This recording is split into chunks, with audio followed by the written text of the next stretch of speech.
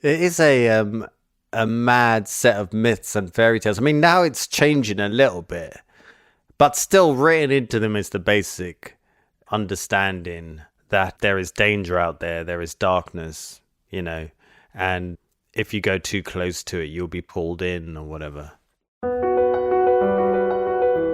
Welcome to The Glimpse. I'm your host, Hannah Lowe. Arji Manuelpillai is a poet, a podcast host, a performer and a creative facilitator. His first collection, Improvised Explosive Device, was shortlisted for the Derek Walcott Prize. He's created poems for organisations including the Bearing Foundation, Wedgwood, and was asked to write for the Princess of Wales. Arji Manuelpillai is our guest today on The Glimpse. Arji Manuelpillai's poems are electric, tender and charged with performance. There is a fearless openness in his work, a willingness to inhabit vulnerability, while also questioning the narratives that shape us, of masculinity, race, family and belonging. Arji draws on the textures of everyday life and transforms them into something vivid and communal, poems that feel as alive on the page as they do in the room. These are poems that invite us in, disarm us, and stay with us, full of heart, sharp insight, and a deep generosity of spirit. I'm so glad to have him here on The Glimpse with us. Arji, welcome. I hear you've been writing for the Princess of Wales. You've got to start with that one, Arji. You met the Princess of Wales and wrote a poem for her, to her. Yeah, it was actually for her and with her. Was it with her? Yeah, it was a little bit with her. I mean, I say that very loosely. And one of the interesting things about working with the Princess of Wales was there's a lot of myth and wonder that surrounds the Princess of Wales. So I did a lot of interviews about it. And they always said, you can't say too much about the time that you spent with the Princess of Wales. So... I mean, obviously, I can tell you, I didn't spend that much time with her. How long did you spend with the Princess of Wales, in minutes? About 25 minutes. Yeah, I mean, most people have not had that experience. No, exactly. And the best thing was that when the Princess of Wales met me, she walked up and she was like, Arji! That was the best thing. That was the best thing about it, because she actually knew my name. I was like, "Oh my god, she knows my name!" Yeah, that's mad. It was mad. Yeah, totally mad. So that's because you were poet in residence at the Arboretum. Yeah, the National Memorial Arboretum is. And I just watched the video of you, the Princess of Wales poem. Mm-hmm. Yeah, you was well smartened up for that video. I bought a suit. That was the first suit I've ever bought new. And yeah. You're looking good. And a tie. I know. And I met a guy. You know when you meet a salesman and you're like, this guy knows stuff. So I just said to him, kit me out. I don't care what it costs. I'm going to meet the Princess of Wales. You need to sort it out. So he just sorted me this outfit out. And then... yeah, and then it was a whole thing. But the writing of it as well it was a real moment. Not really so much. It was a big moment for me, but it was a big moment for my parents. Because for the first time, they actually had heard of the person I was writing the poem for. So my mum rang up. She was weeping on the phone. She was so proud. It was a big thing. In the Sri Lankan community, it was massive. Yeah, I bet she rang you and then she's going through her phone book, phoning all her friends as well. Yeah. To tell them. Fully, Hannah, before that, I'll tell you, I was a blip in the Sri Lankan Tamil diaspora community. After that, I had made the whole community proud. Oh, that's amazing. You're the main man. It's incredible. So long may that last. I don't know how long that'll last, but... that could last forever, I feel. It's definitely one that goes on the bio, doesn't it? So that's positive. Yeah, it's got to go on the bio. I was thinking about you and commissions because you do quite a lot of them. And I was thinking, do you feel under that pressure that I know you do because you actually told me and I put it in a poem, it's full disclosure. I remember you once saying to me, an Arvon, you were poet in residence at Wedgwood, and you said, like, what do I know about Wedgwood? Yeah. Which is like a pottery factory. And at the time I was doing a commission about Chinese wallpaper. And I was like, yeah, like, what do I know about Chinese wallpaper? I was really glad of the commission. But do you ever get that kind of like, okay, I've done all the research, I've spoken to the right people, I've got the whole thing going on, but now I've got to write a poem. It's quite hard. It is quite hard, but you know what? This time at the Arboretum, I felt a level of calm about it, of certainty or self-confidence. Yeah, I reckon you got the confidence, and that's exactly the right place to be when you're writing a poem with the Princess of Wales. That's what I mean. You know what? I was in Great Yarmouth, which was, in winter, is one of the most dilapidated seaside towns of England. And it's got, I don't think it's an insult to Great Yarmouth. There's a big crack problem there. There's a lot of alcoholism. And I was there and I was doing a 5-day project in schools when they rang up. So then I said, oh, I've got this 5 days in schools. And they said, well, just take 1 day off and say it's by royal appointment. No. So, yeah. So I see you later, Great Yarmouth. Exactly. So I spent 1 day. So I basically had 24 hours to knock a few drafts together, and I did the process. You know, like running, stretching, drinking, smoking, like all of these different levels to make something happen. And sure enough, it did. So maybe it's not being confident in what I do, it's being confident within the process of doing it, you know, confidence in the process. I mean, it's also being able to keep an eye on it, you know, like watch what works, because our processes are always changing. So that's interesting as well. But we need to hear your poem and then talk about its composition, how it came to you. So you're going to read it for us, The Crocodile? Yeah, I'll read this poem called The Crocodile. It's from a new collection that I'm currently sort of finished / working on. The crocodile is prehistorically violent. So a daughter going drinking shouldn't walk past a particular swamp at a particular time. The father says that would be as good as asking for it, but there's a town somewhere in Africa, the daughter replies, where crocs live with people. In and out of houses, they feed them so the crocs no longer want to eat them. The daughter slams the door like she's holding 9 pints of meat. And what father wouldn't be anxious, unable to sit still? What father wouldn't drive to the bar to watch? No one knows crocodiles like crocodiles. All those teeth through the jawline like a child's eyes through its fingers. The leather bag backs shining till the ridges look like claws.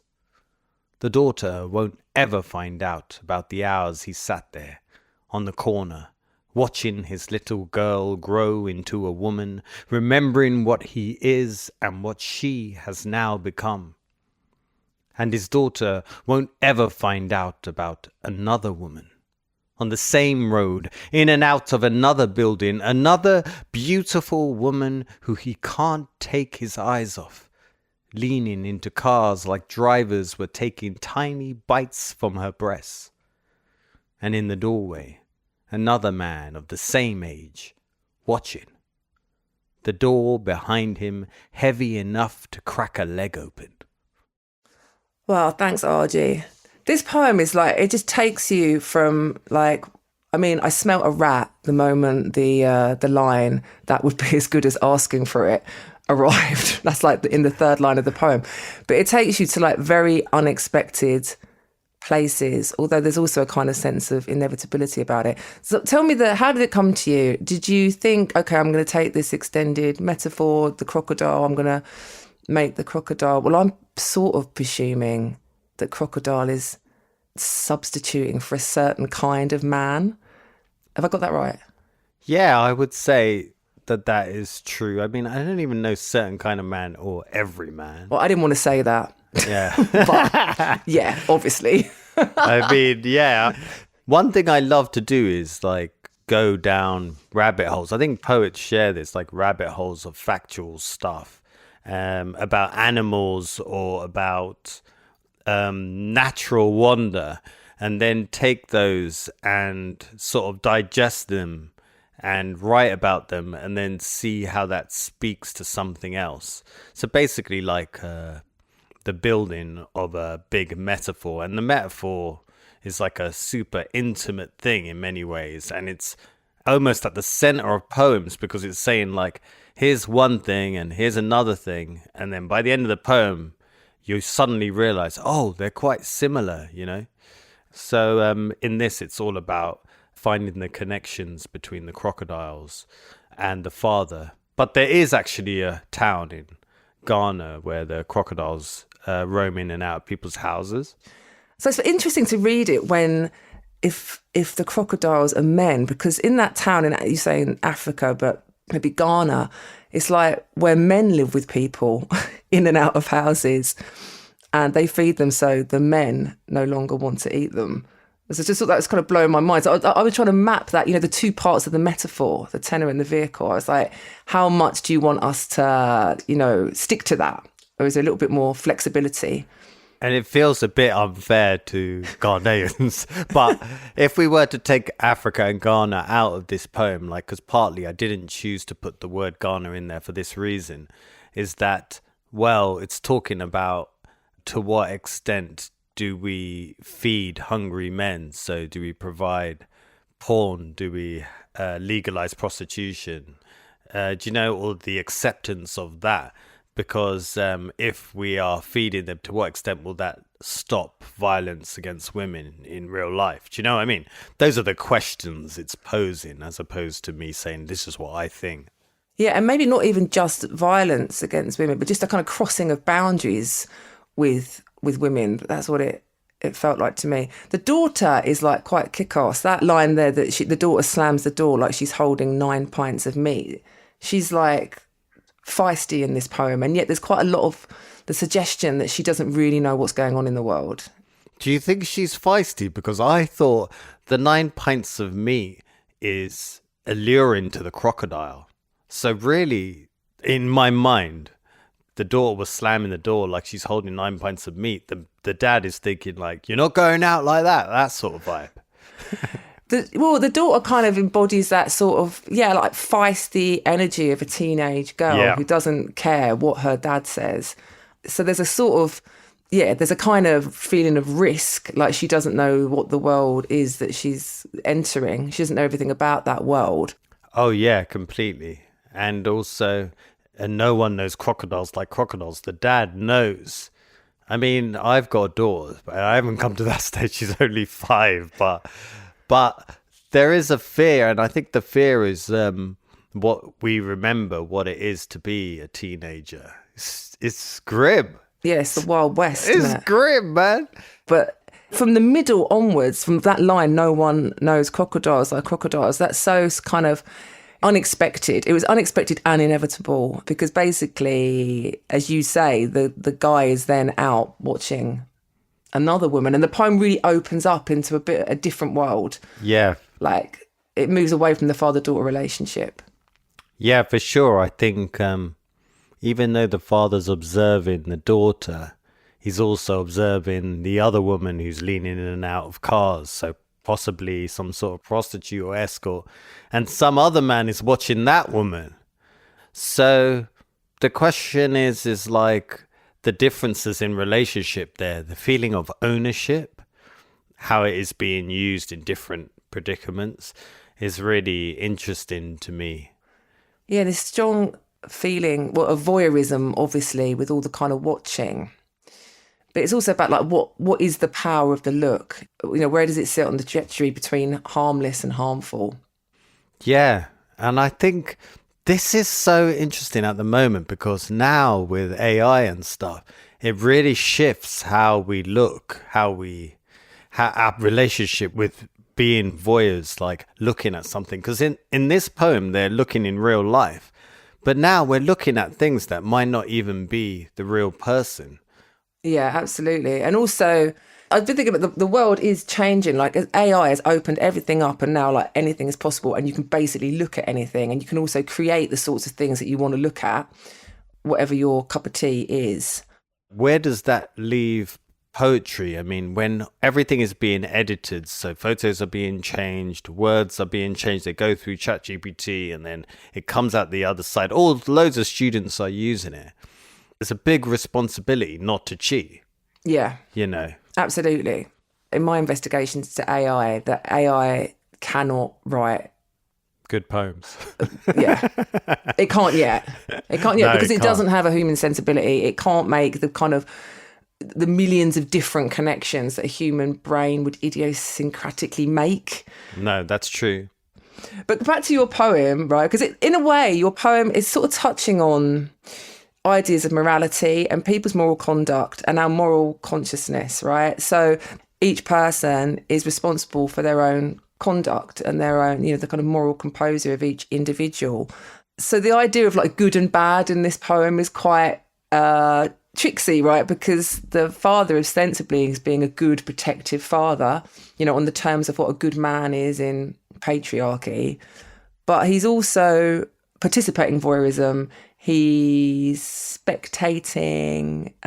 It's just a suggestion. It's all in the white space, I think. And the ending of the poem, I really wanted to talk to you about that because I didn't quite know what was being said, but I liked it. It's ominous, it's visceral, physical. So you've got the idea, it's the last two lines really, it's the introduction of the other man watching, but it's not the man, it's the door behind him that's heavy enough to crack a leg open. I just wondered, what your intention is with that ending. Yeah, I've always been uncertain. Like, it's been about 50-50 on that line when I ask people about it. One is like the cracking of the leg open means something is being forced. And two is the darkness of the ominousness of the door itself and its ability, those big heavy doors like you get in escort or brothel houses or whatever. So that sort of weight of it. But yeah, I have often thought what image to hold right at the end, because actually probably the most important image is of the man watching, because so everyone is watching something, because the theme of voyeurism is probably the most powerful movement in the whole poem. Yeah, I mean, we're not going to do any live editing of your poem on the podcast. No. But I think for me, it had sexual resonances. I love the ending because it's well ambiguous. It's definitely ominous. It's sinister. Yeah, I hear you. The poem sort of gets more and more sinister as it goes through. Yeah. This poem is very new and fresh, and I can't wait to read the collection, but sort of on the kind of idea of the forest and what lurks within it. We'll take a break now. And after the break, we'll come back and be talking about the poem that has inspired you, Arji.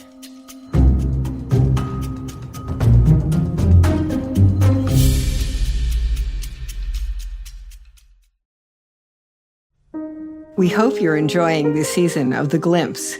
It's just one small part of the Adrian Brinkerhoff Poetry Foundation. We're the founders, Peter and Kathy Halstead.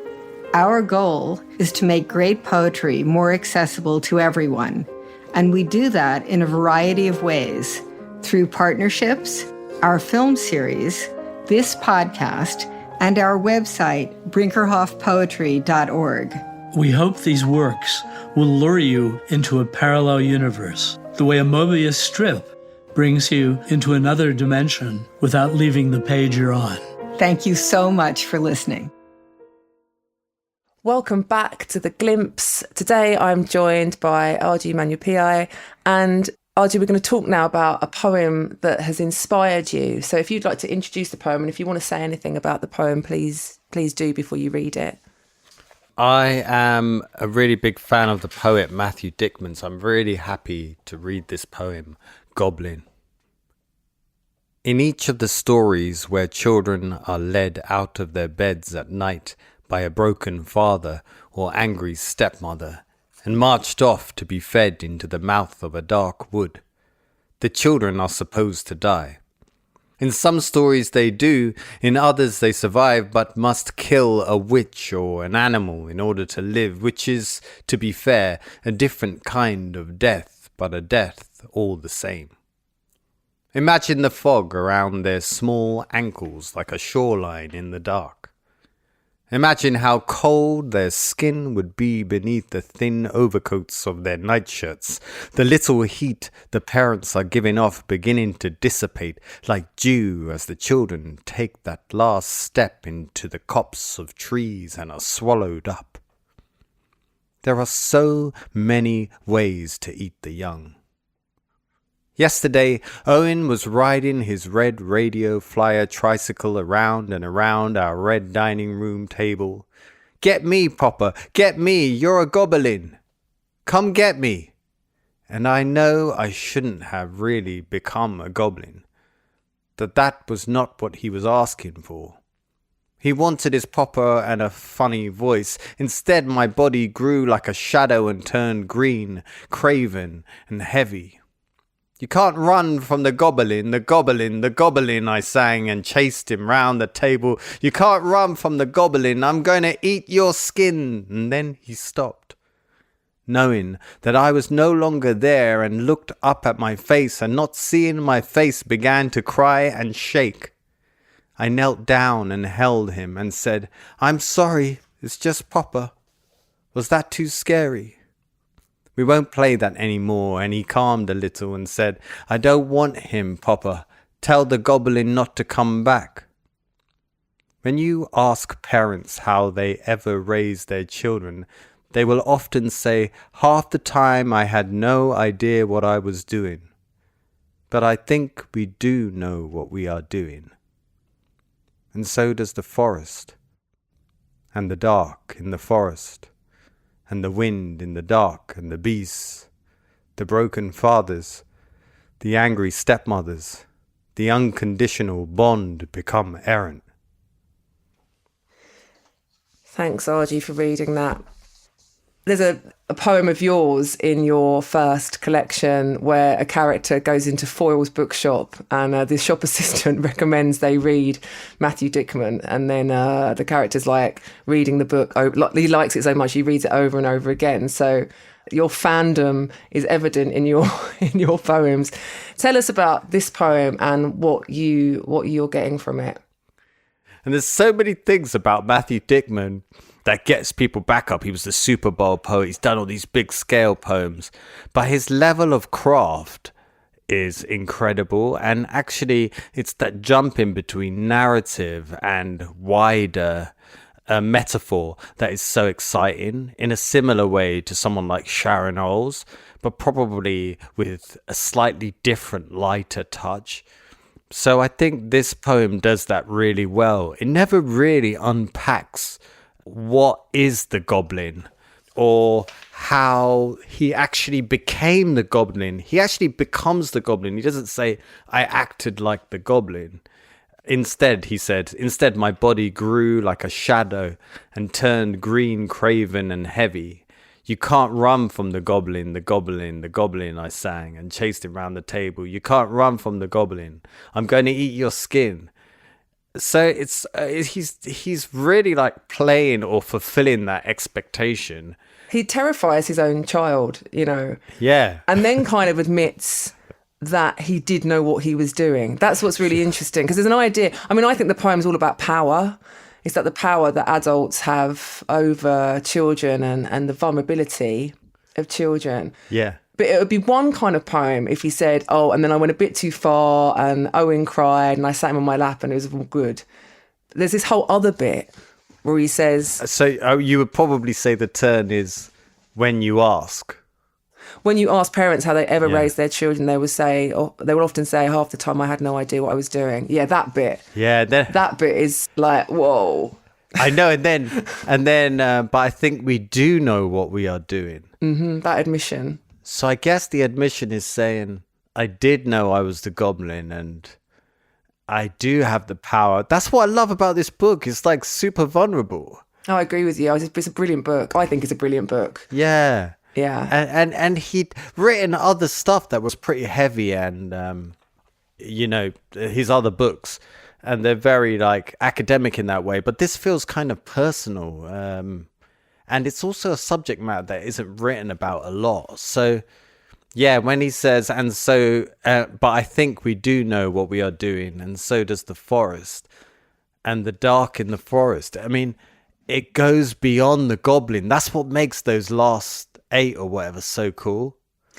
Yeah, definitely. And also he's calling, I mean, the poem opens with references to, children's fairy tales and all that kind of stuff. And it goes back to them at the end with the wind in the dark and the beast. But then it brings it down to the really, the kind of the domestic, the tertiary, the broken fathers, the angry stepmothers. I mean, they exist. The angry stepmothers, of course, already exist in our culture, but not so much the broken fathers, which I think is him slightly pointing a finger at himself.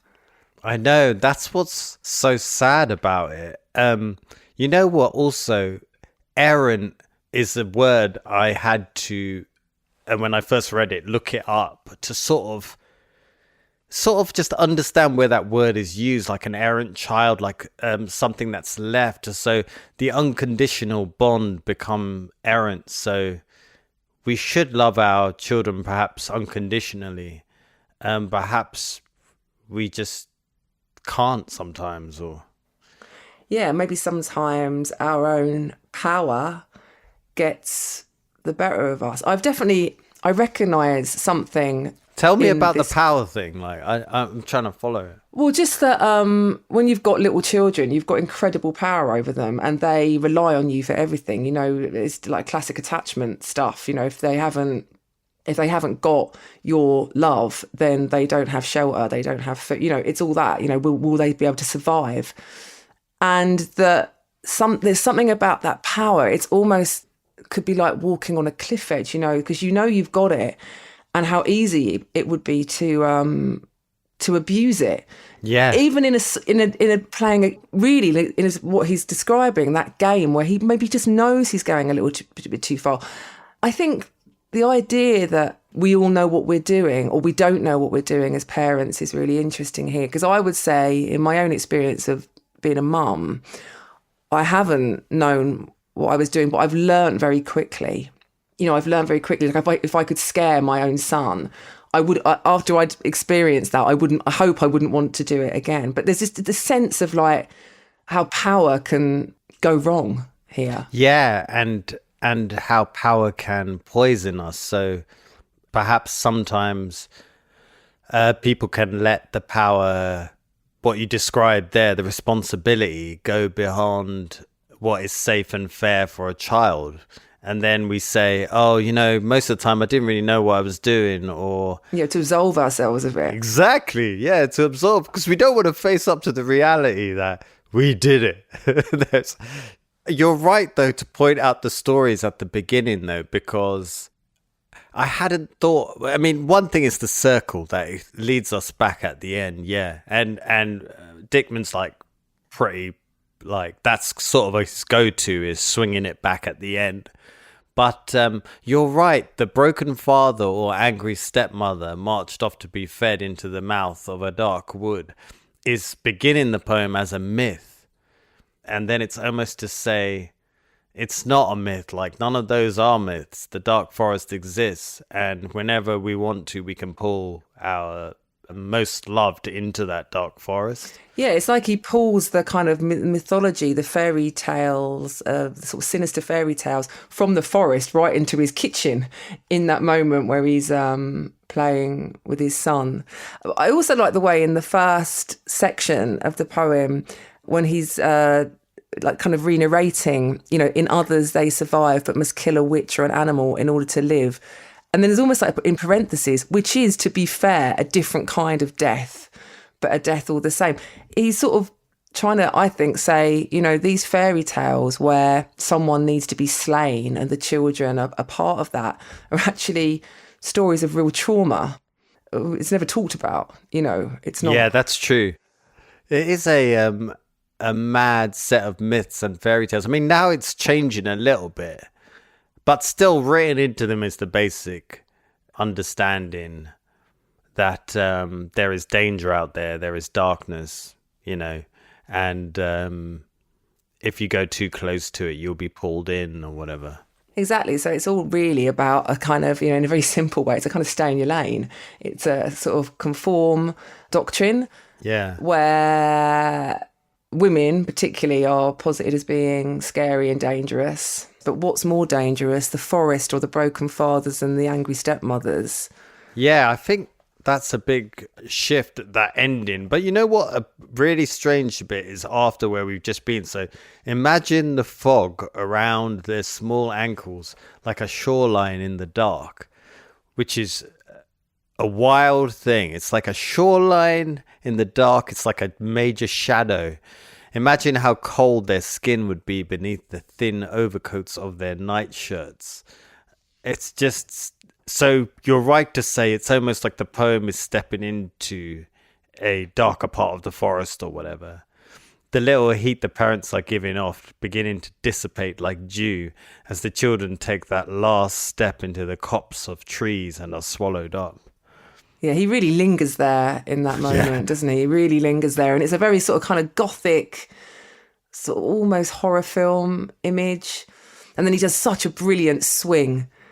Yesterday, Owen was riding his red radio flyer tricycle. Yeah, that is so sweet, isn't it? There are so many ways to eat the young. So blasé about that. And then yesterday, Owen was riding. Oh my gosh. Yeah, and he just gets completely carried away with it, ending with that, I'm going to eat your skin. Yeah. And I think his son at this point is like very young. Yeah. And then that line, knowing that I was no longer there. And he looked up at my face and not seeing my face began to cry. So this sort of the fear of the child that the father was completely absented his own body and his role. Oh, yeah. Not seeing my face is such a deep thing. When you're really angry, I've got road rage and I'm like, what the I'm shouting. And then I look back at my child and she's seeing me like that. Oh my gosh, you're failing. Yeah, I've definitely had a few moments. You know what I mean? You're like, oh. Yeah, I've definitely had those moments with my son, and it's probably important that children do see their parents safely experiencing a full range of emotions. But yeah, it's true. I can't be sure that I've always been that safe, but I can't be skipping around like Mary Poppins all the time. I'm a poet, for God's sake. No, exactly. I mean, maybe that's part of it, isn't it? And also we know he's extremely successful, and that can be really difficult. I mean, we don't see those parts, I just found the whole book brilliant. I thought it was fascinating. And I've really enjoyed talking to you about it, Arji. We should probably be wrapping up now. But before we finish, I need to ask you, what are you working on now? I mean, I know you're working on your poetry collection. You seem to me like one of the busiest men in poetry. Is that true? I am. I mean, I've got a lot of things. They don't always burn at the right time. So I am a theorist of if you chuck loads of stuff at the wall, something will happen. So I've actually got a graphic novel on fatherhood, which is like 3/4 of the way. It's got some poems in it. Oh, mad. Which is really cool. Oh, that sounds brilliant. Yeah, it's really mad. And then I've got a poetry how-to guide for young people, which is like horrible histories, but it's for poems.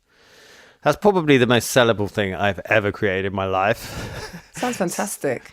So those two things are in the motion. And then I'm doing a baby show. So there's a player here called the Yoto Players. So we've made some poems and some songs for babies and their parents. So there's a lot of different things for different age groups. You got a Goblin song in there? Not yet. Gonna eat your skin? Woo! Not yet. Yeah, that's one to think about, yes. We got the Tickle Monster, actually. That's the closest we've got. Oh, that sounds much more pleasant. Okay, Arji Manuelpillai, it was great to talk to you today. Thanks for joining me on The Glimpse. Thank you so much.